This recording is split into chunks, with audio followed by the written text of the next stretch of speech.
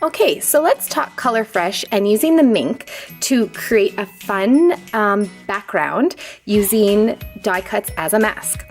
So we're going to choose a paper from the Color Fresh 12 by 12 paper pad. And as you can see, it is filled with a billion options. I love each and every one of these patterns. But for my layout, I'm going to go with this beautiful yellow design. So we will remove it from our paper pad and place it on our work surface. We will get a bottle of the Minc Reactive Mist. One of the Minc paintbrushes, I'm going to use this fan brush because I find it works best for this technique. And just a little dish where we can pour some of the reactive mist in. This is just a little empty box I'm using, but you could use a paper plate or anything you may have on hand. Next up, you will want to use a die cut of your choice. I chose these stars, which I cut from my electronic die cutting machine, but you could use hearts, squares, circles, whatever you would like to use. What you are going to do for this technique is take your reactive mist, pour a small amount into your dish, and then taking your paintbrush and your die cut shape, which will serve as a mask, we will place it on our page wherever you would like. And then in our dish with our reactive mist, you're going to want to get a small amount of mist on your bristles. You don't want it sopping wet, you just want a fine little amount. And as you get going on this, you'll know kind of what amount you will like. And we will just lightly push down with our fingers on our mask, and then in a brushing technique, just brush in any kind of way the mist on the bristles over your star. It will serve as a mask so that you will not get any mist in the middle. You will just get mist around the edges, revealing the star shape. And then once we foil it, it just looks so fun with the foil.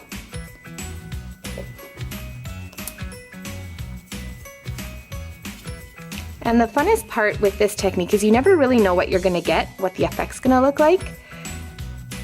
It's kind of just takes a life of its own, but it's super easy to do and really makes for a fun background page.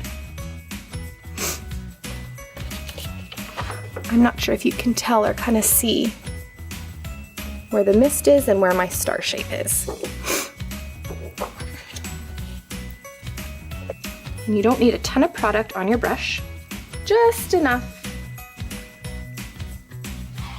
that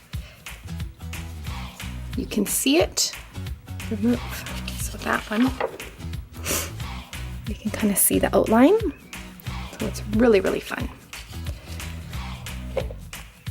I can't wait to try this technique with hearts and circles, squares, really any shape will work. I need to get a little bit more on my brush. So once we have all our stars completed on our page, however many you would like, you are going to want to let your page completely dry. It shouldn't take too long because we're not using a whole lot of product, but you want it fully dry before running through the Minc. And then when it comes to cleaning our brush, I like to immediately clean my brush with soap and water, warm water, so that the glue doesn't keep my brush bristles hard. I want them nice and smooth for the next time, so simply wash your brush with soap and water promptly.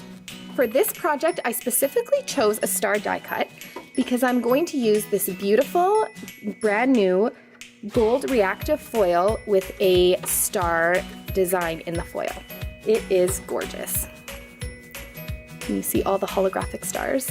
So cute. I'm going to place my page in the transfer folder.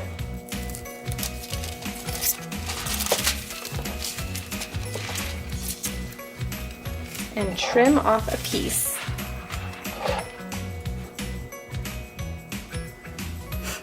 So now that our project has been run through the Minc, it is time to remove it.